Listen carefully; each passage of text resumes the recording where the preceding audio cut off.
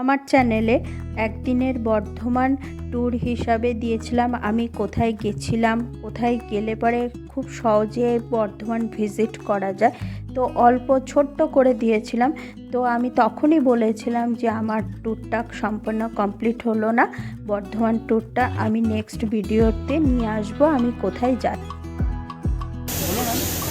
হ্যাঁ, আপনার দোকানে কি কি বিখ্যাত বলুন, আর আপনার দোকান কতদিন ধরে চলছে সেটা একটু বলুন।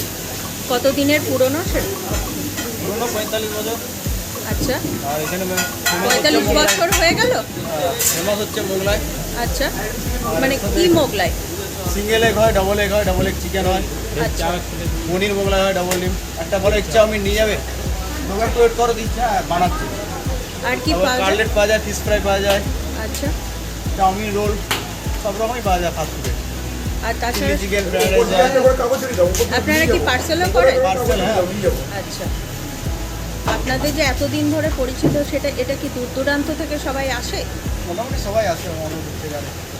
আপনারা তো শুনলেন এখানে কি কি পাওয়া যায় এবং কত পুরনো একটি দোকান। এরপর আমাদের দিয়ে দিয়েছে, আমরা এখন চটপট করে খাবো, আর লোভ সামলাতে পারছি না। যাই হোক, এরপর খেয়ে দিয়ে নিয়ে ওখান থেকে বেরিয়ে এলাম হচ্ছে টাউন হলের দিকে।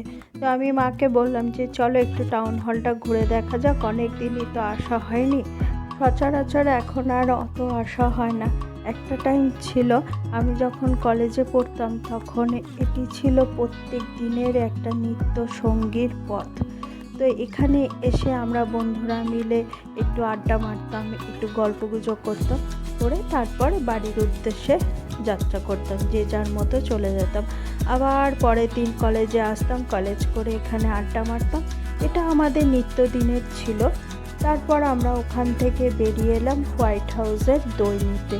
তো মা বলছিল এসছি যখন তাহলে একটু হোয়াইট হাউসের দইটা নিয়ে যাই। তো এই হোয়াইট হাউসের দই হচ্ছে এখানকার একটা বিখ্যাত দই, মানে একবার না খেলে পরে বিশ্বাসই করবেন না যে এত সুন্দর একটা দই।